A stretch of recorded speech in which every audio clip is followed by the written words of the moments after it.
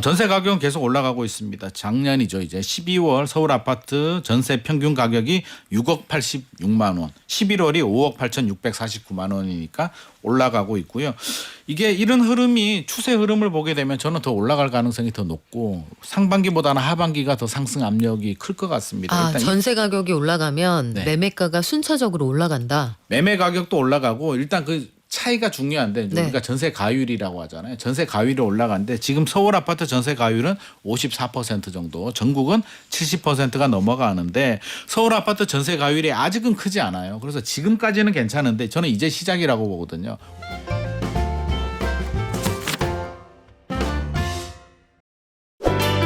한 주간의 집값 흐름과 주요 부동산 현안, 부동산 경제연구소 김인만 소장과 정리합니다. 안녕하세요. 안녕하세요. 소장님, 어제 오늘 날씨가 좀 추워졌는데 어떻게 네. 현장 많이 돌아보십니까, 요즘도? 돌아다니기 힘든데 그래도 돌아다니고 있고요. 네. 부동산 시장 분위기하고 날씨하고 좀 비슷하지 않나 싶습니다. 그래요. 그러면 우리 통계부터 한번 볼게요. 한 주 동안에 주택 시장 어떻게 돌아갔습니까? 이게 12월 마지막 통계가 나왔는데 이제 조사 시점이 있으니까요. 12월 5주차 12월 30일입니다. 기준일이 서울이 이제 0% 보합까지 내려왔습니다. 이제 상승하지 않는다.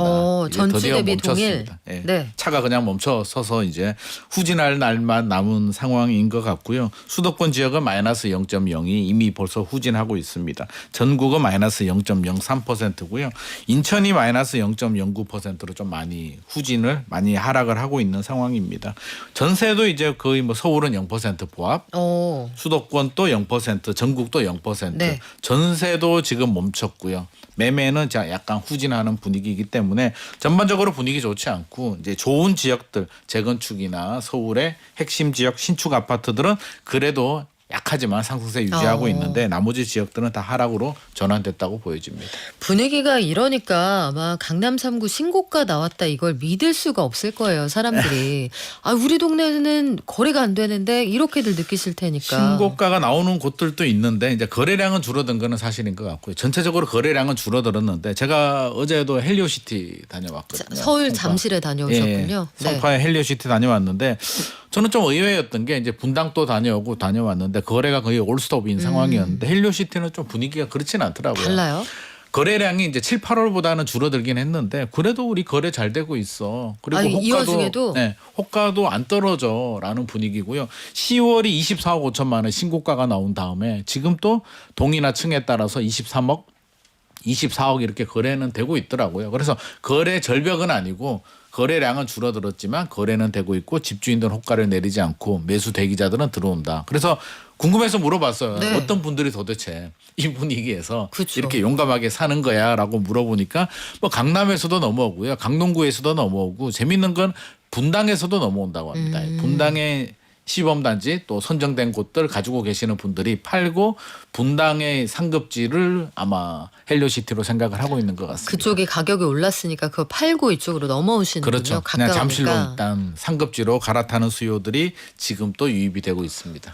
이걸 또 기회로 활용하시는 분들이 계시다는 건데. 이런 지역도 있고 이제 또 외곽 지역이나 그런 지역들은 또 여전히 어렵고 그렇습니다. 그래요. 시장이 정말 양분되어 있는 그런 상황인데 사실 작년의 흐름을 쭉 생각을 해보면 9월부터 스트레스 DSR 2단계가 시행이 됐잖아요. 네. 그리고 추석 이후에 사실상 대출 규제 때문에 대출이 불가능했고 그렇죠. 그러면서 넉 달 동안 서울 아파트 거래량이 굉장히 빠르게 줄어들었는데 올해는 DSR 3단계가 예정이 돼 있단 말이에요. 그렇죠. 작년보다 이 규제가 강화되는 거잖아요. 그렇죠. 대출 더 안 나오죠. 그러면은 올해 거래가 다시 살아날 수가 있을까요?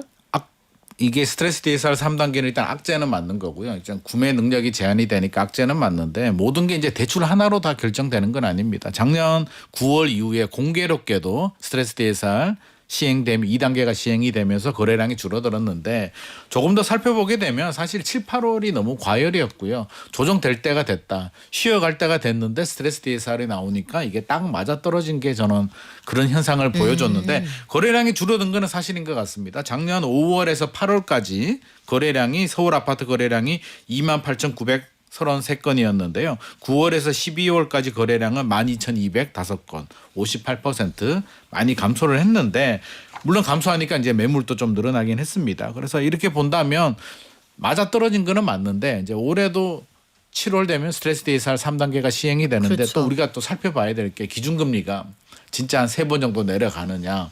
또 전세 가격은 어떻게 되느냐. 입주 물량이 부족하다. 그리고 국내 정치 불확실성. 또 그 미국 트럼프가 또 고금리 강달러 어떻게 할 것인가. 어제 뉴스 보니까 또 트럼프가 관세 정책을 또 약간 좀 완화할 수도 있다라는 그런 시장에 뉴스도 있고. 일부러 좀 흘려보더라고요.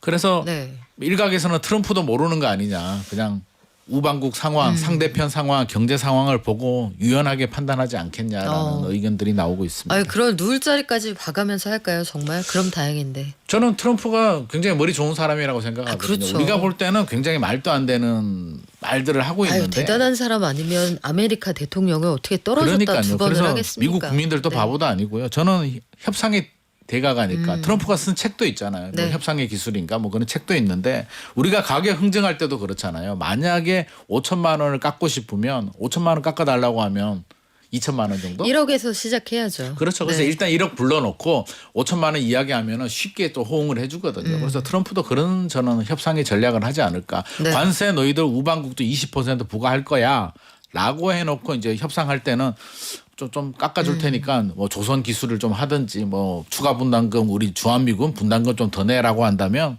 관세 20% 맞는 것보다는 그냥 몇천억 내는 게 나으니까 그런 협상의 방법이라고 저는 생각하고 있고요. 네. 시즌 1 때도 그랬습니다. 그래서 시즌 2가 돼도 저는 사람은 변하지 않는다고 보거든요.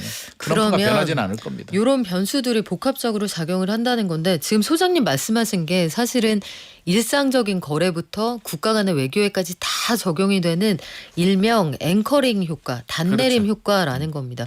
1억 원 깎아달라고 하면 어휴 이게 말도 안 되는 소리를 하고 있어 이러다가 아이 그러면 5천에 합시다 이러면 굉장히 유연해진 것처럼 느껴지잖아요. 그러니까 그렇죠. 시작점이 컸으니까. 이게 용돈 많이 받고 싶으면 그쵸. 일단 크게 한번 불러놓고 아빠 일단 돈 필요한데 10만 원 줘 이러다가 안 되면 그럼 5만 원이라도 이러면 5만 원은 가능합니다. 그렇죠. 그럼 한번 생각해 볼까? 이게 경제학의 효과예요. 앵커링 효과인데 요와 관련해서도 여러 가지 우리가 적용할 게 있겠습니다만 최근에 거래가 좀 줄어들기는 했는데 결산을 한번 해볼게요. 네. 작년에 거래가 정말 뜨거웠던 시기가 지나고 나서 넉 달 동안은 거래가 뜸해졌는데 1년간 총량으로 따질 때 제일 인기가 많아서 손이 자주 바뀐 아파트는 어디였습니까? 일단 2024년을 보자면 거래가 많이 된 거는 사실입니다. 2023년보다 2024년 거래가 훨씬 더 늘어났고요. 많이 거래된 단지 쉽게 생각해 본다면 일단 뭐 세대수도 많아야 되겠죠. 앞서서 제가 말씀드린 단지 헬리오시티. 헬리오시티가 1위로 거래가 됐는데 여기는 일단 모수가 커요. 9,510가구입니다. 9,510가구인데 네. 거래량이 355건이 거래가 됐습니다. 근데 이게 1년에. 많은 거예요, 적은 거예요. 9,500가구 중에 355가구. 회전율로 따지면 사실 많은 건 아닙니다. 그래서 2위가 이제 파크리오 아파트인데 뭐 파크리오도 이제 분모가 많죠. 6,800가구나 되는데 310가구인데 어떻게든 이제 거래량은 많습니다. 355건이나 되니까 쉽게 생각하면 야, 355건이면 현장에 부동산이 52개가 있거든요. 부동산 한번 차리면 돈 벌지 않을까라고 하는데 여기는 그냥 헬입니다. 그냥 지옥 왜 상황인데 그렇습니까? 일단 경쟁이 너무 치열하고요. 아. 52개 부동산 중에 하나씩 나눠 가지면 그래도 먹고 살 수 있는데 그러니까 단지가 크니까 여기도 양극화입니다. 잘 되는 데는 그렇군요. 많이 계약을 하고 안 네. 되는 데는 안 되는데 수수료도 굉장히 좀 약합니다. 그래서 경쟁이 심하다 보니까 일부에서는 전세 계약은 100만 원만 받겠다. 매매 계약은 법적으로 0.7%인데 0.2%만 받겠다. 이런 걸 플랜카드로 붙여놓으니까 경쟁이 너무 치열해서 사실상 들어가면 매덕 손해보고 나오시는 분들이 많이 있는 무덤과도 같은 단지들이고요. 아 우리 부동산 입장에서 이거 부동산 입장에서 부동산 말씀하신 거고. 입장입니다. 그리고 이제 우리가 회전율을 봐야죠. 네. 세대수 대비 이제 거래가 얼마 많이 되느냐를 본다면 회전율 1위는 성동구입니다. 왕십리 KCC 아파트가 1위를 했고요. 서울수 푸르지오 2차가 2위를 했는데 회전율 20위 안에 5개의 단지가 성동구 옥수 금호동입니다. 그래서 이게 작년에 5월, 6월, 7월 거래량이 많이 늘어났을 때 어디가 많이 거래가 됐냐고 하면 성동구가 굉장히 많이 거래가 됐거든요. 성수동. 성수동도 네. 있고 옥수 금호동도 있고 좋은 지역 신흥 부촌인데 강남에 들어가기는 부담스러운 분들이 이제 많이 들어갔기 때문에 이런 아파트들이 거래가 좀 많이 되었습니다. 그렇군요. 이게 거래량이 우리가 익히 들어본 대단지를 중심으로 많이 진행이 되기는 했다는 건데 이게 증여도 많이 늘었대요. 서울에서 아파트 증여가 굉장히 많이 늘었고 작년에 서초구는 거래의 절반이 증여였다고 하던데 네. 이게 뭐 증여에는 양도세 중과세가 적용되는 것도 아니고 증여가 왜 이렇게 많이 늘었을까요? 그렇죠. 문재인 정부 시절에는 양도세 중과세가 되니까 뭐 최고 세율 82.5%가 적용이 되니까 차라리 그냥 증여 50% 내더라도 증여가 낫다라고 했는데 지금은 그런 상황도 아님에도 불구하고 서초구는 말씀하신 것처럼 뭐 증여가 55%가 증여고요. 나머지 지역들도 10월 공개롭게도 앞서서 우리가 9월 스트레스 DSR 2단계 이후로 이제 꺾였다고 했는데 10월 서울 아파트 거래 6,926건 중에 1,000건 14.4%가 이제 증여 거래로 해당이 됩니다. 그래서 지역을 보면 이제 고가 지역들 광진구 아까 서초구가 1위고요. 뭐 강동구 강남 모두 다 해당이 되는데 이유가 있습니다. 왜 이렇게 이유가 있냐라고 살펴보게 되면 이제 우리가 세금을 부과할 때 증여세 기준이 시세거든요. 시세대로 하면 이제 증여세를 많이 내야 되잖아요. 네. 과거에는 공시가격을 해줬는데 지금은 시세인데 이게 예외적으로 공시가격을 인정해 줄 수가 있습니다. 왜냐하면 거래가 많이 되지 않거나 초고가 주택이나 아파트 뭐 이런 것들은 거래가 많이 되지는 않잖아요. 헬리오시티 같은 경우는 그래도 강남 상구에서 나름대로의 좀 만만한 부분 상위 20% 정도 해당이 되니까 거래가 많이 되는데 그렇지 않은 단지들은 공시가격이 가능하다 보니까 공시가격을 많이 했는데 이게 올해도 공시가격으로 가능하면은 서두를 필요는 없는데 올해 국세청이 기준을 좀 바꾼다고 합니다. 바꿔요. 네, 그래서 좀 더 까다롭게 하겠다라는 거고요. 그래서 감정 가격으로 이제 하는데 감정 가격 기준이 있었습니다. 신고 가액이 추정 시가보다 5억 원 이상 낮거나 차액 비율이 10% 이상이면 야 공시가격 하지 말고 우리가 정해주는 감정가격으로 해라고 하면 감정가격이 더 높게 나오거든요. 보통은 감정가가 공시가보다 높죠. 높죠. 그러니까 이게 그걸 피하기 위해서 미리 작년에 좀 많이 증여를 한 것 같고요. 또 앞서서 이제 꺾였다고 했잖아요. 집값이 오를 때 같으면 증여세가 더 나오는데 약간 조정이 될 때 그래 어차피 줄 거 덜 오를 때 그냥 주자. 나중에 또 오르겠지라는 네. 심리가 작동이 된 것 같습니다. 한참 올라가다가 작년 10월부터 거래량이 좀 줄어든다고 하니까 요때 주춤하다 싶을 때 이때가 그렇군요. 그래서 10월에 증여가 참 많았다고 하는데 사회적으로 양극화를 얘기할 때 부동산을 빼놓을 수가 없을 것 같아요. 최근에 그렇습니다. 통계들을 보면 아니 비수도권에 아파트를 11채를 사려면 그러니까 서울 아파트 한 채를 팔면 비수도권의 아파트 11채를 살 수 있다. 이 통계가 제가 본 게 맞나요? 통계는 맞습니다. 이제 11배 차이가 나는데 좀 많이 차이가 나죠. 이제 상위 20%와 하위 20%의 차이를 이렇게 벌어지게 되는데 일단 전국 상위 20%입니다. 가격이 12억 8,360만 원이고요. 하위 20%는 1억 1,648만 원입니다. 주로 상위 20%는 이제 서울에 해당이 될 텐데 이것도 양극화고요. 앞서서 이제 우리 증여도 양극화잖아요. 네. 사실 우리 증여 이야기하면 드는 생각이 일단 부럽다. 뭐 돈 내더라도 좀 받고 싶다라는 생각이 드는데 고가 아파트들이 이제 상위 20% 아파트들이 이제 증여도 해당되는 거고 많이 벌어지고 있습니다. 서울도 마찬가지로 서울에서 상위 20%와 하위 20%의 차이는 5.6배 정도 차이가 납니다. 그래서 서울 안에서도. 서울 안에서도 네. 서울의 20%는 27억 정도 되고요. 하위 20%는 4억 9천이니까 서울은 하위 20%가 4억 9천이나 되니까 이것도 다른 양극화. 모든 게 다 양극화인 상황인데 문제는 이 차이가 벌어지고 있다는 거죠. 5.2%가 이게 과거에는 이렇게 크지 않았는데 이게 점점점 벌어지고 이게 11배도 원래는 10배였거든요. 2020년에는 10배였는데 지금 11배로 벌어졌고요. 서울 내에서도 지금 벌어지고 있는 상황입니다. 그러게요. 이게 점점 벌어지고 소장님 그 생각 안 드세요? 예전에 세계 금융위기 고 즈음만 해도 네. 강남 3구 말고 다른 지역에 사는 분들이 강남으로 갈까 이걸 선택할 수가 있었어요. 충분히 할 수 있었죠. 그러니까 큰 대출을 차이가 나지 받고 않았어요. 맞아요. 아, 나 대출 조금 더 받으면은 강남 3구로 이사 갈 수 있는데 굳이 이런 선택을 할 수가 있었거든요. 근데 지금은 그 선택이 이거는 불가능하다는 얘기가 불가능하고요. 되잖아요. 후회하시는 분들 되게 많이 있습니다. 아 그때 좀 용기를 내서 우리 부모님이 용기를 냈어야 되는데. 아니 이렇게. 왜냐면 그때 정주 여건을 볼 때 아 여기 살기 좋고 공기 좋고 맞습니다. 교통 편한데 굳이 가야 되나 대출 그런 생각을 갚으면서? 많이 했죠. 그런 그래서 생각 뭐 많이 언제라도 하셨죠. 갈아타면 되지라고 생각을 했는데 이렇게 벌어질 줄도 몰랐고 그때 뭐 반포에 아파트 가지고 계시는 분이 노후 준비를 위해서 반포 아파트 팔고 또 외곽 뭐 시흥시에 또 맞아요. 다가구 주택 같은 거 사셨다가 아니면 공기 좋은 쪽으로 네, 공기 완전히 좋은 데 용인 가셨다가 이렇게 빠져나가신 분들 계속 공기 좋은 데 사시는 분들도 많이 있죠. 자, 그렇게 양극화가 지금 극대화되고 있는 상황인데 올해도 만만치가 않을 것 같습니다. 근데 이런 시장 상황을 보면서 불안하니까 그리고 금리도 여전히 좀 높은 편이니까 이걸 좀 관망하겠다는 분들이 많으신가 봐요. 네. 아파트 전세 수요는 그래도 꾸준히 유지가 되는 것 같은데요. 전세 가격은 계속 올라가고 있습니다. 네. 앞서서 이제 상승률이 멈췄다라고 했는데 지금 여러 가지 분위기 때문에 상승률이 멈춘 거고요. 전세 가격은 계속 올라가고 있습니다. 작년이죠. 이제 12월 서울 아파트 전세 평균 가격이 6억 86만 원, 11월이 5억 8,649만 원이니까 올라가고 있고요. 이게 이런 흐름이 추세 흐름을 보게 되면 저는 더 올라갈 가능성이 더 높고 상반기보다는 하반기가 더 상승 압력이 클 것 같습니다. 아, 일단 전세 가격이 올라가면 네. 매매가가 순차적으로 올라간다. 매매 가격도 올라가고 일단 그 차이가 중요한데 네. 우리가 전세 가율이라고 하잖아요. 전세 가율이 올라가는데 지금 서울 아파트 전세 가율은 54% 정도, 전국은 70%가 넘어가는데 서울 아파트 전세 가율이 아직은 크지 않아요. 그래서 지금까지는 괜찮은데 저는 이제 시작이라고 보거든요. 올 하반기나 내년 되면 아마 전세 가율이 54%가 아니라 저는 60% 넘어가리라고 생각을 합니다. 그 이유는 입주 물량이 부족해도 너무나 많이 부족한데 전국적으로 많이 부족하고요. 작년이 입주 물량이 36만 호였는데 올해는 26만 호 정도로 부족하고 서울은 2026년, 2027년은 거의 3분의 1 토막이 나기 때문에 결국에는 전세 가율이 60% 이상 서울 같은 경우 70% 가까이 가게 되면 이제 매매 가격 상승 압력으로 작용이 됩니다. 그래요.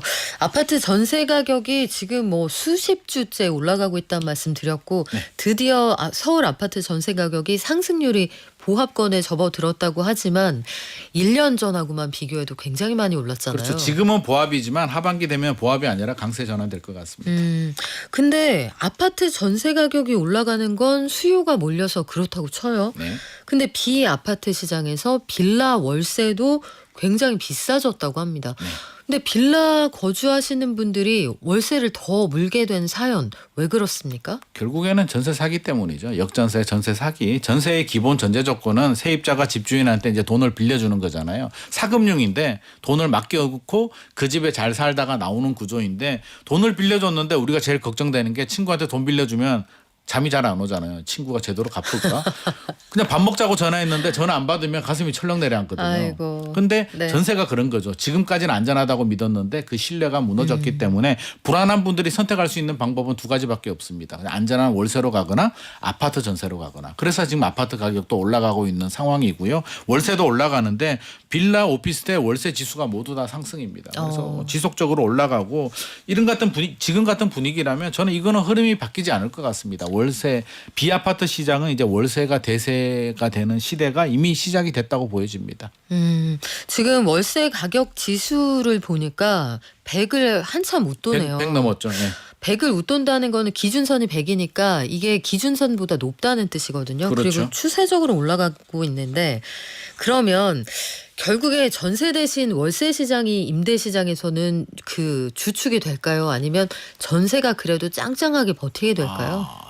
버티긴 할 텐데요. 저 비율은 줄어들 것 같습니다. 생각해 보면 전세는 우리나라에만 있거든요. 우리가 그렇게 뭐 금융 선진국도 아니고 우리나라에만 있는 데는 이유는 있겠으나 저는 결국에는 우리도 이제 선진국 대열에 들어갔기 때문에 월세 시대로 가야 된다고 생각하고요. 점점 월세는 늘어날 겁니다. 중간 과정이 이제 뭐가 생기냐면 반전세가 생기는 거죠. 반전세. 아파트 시장 같은 경우는 최근에도 전세 가격을 뭐 1억 2억 올려 시세는 올랐으니까 네. 올려달라고 하면 대출이 잘 안 나오니까. 갑자기 돈이 어디 있어요? 그러면 이제 이런 할 수 게. 있는 게 이제 그러면 1억 대신에 하면 10만 원, 20만 원 그쵸. 올려줘라고 해서 이제 반전세인데 저는 아파트 시장은 이제 반전세가 일상화될 것 같고요. 비아파트 빌라 시장은 그냥 월세로 빠르게 전환이 될 것 같습니다. 근데 월세가 중심이 된다. 이게 서민들 거주비 부담의 측면에서 생각하면 이게 좋은 거예요? 안 좋죠. 부담스럽죠. 월세가 훨씬 더 유리합니다. 서민들 입장에서는 월세가 유리한데 전세가? 전세가 유리하죠. 네. 전세가 유리한데 아무리 유리해도 내 전세금을 떼일 수 있는 불안한 마음이 있다면 돈을 더 주더라도 월세로 갑니다. 그래서 이 신뢰가 회복되지 않는 한 저는 월세 시대로 간다고 생각하고요. 전세가 당연히 좋은 제도죠. 우리 비교해 보면 전세 대출 이자 내는 게 월세 내는 것보다 유리하기 때문에 유리하긴 한데 유리하다고 해서 제도가 유지되는 건 아니잖아요. 그래서 저는 이거는 피할 수 없는 길이고 앞으로도 이제 민간 장기 임대주택이 이제 허용이 되는데 외국계 자본을 가진 거대 그것도 한번 질문을 드리려고 했어요. 네. 그러니까 외국계에서 네. 큰 돈을 가지고 있는 민간 부동산 개발 업체들이 이제 본격적으로 임대 시장에 들어온단 말이죠. 그렇죠. 그러면 집주인 아줌마 아저씨하고 거래하던 때하고는 차원이 다른 시장이 열린다는 건데 국내 전월세 시장에 이렇게 큰 손들이 들어오면은 실제 거주하는 사람 입장에선 더 좋은 거예요?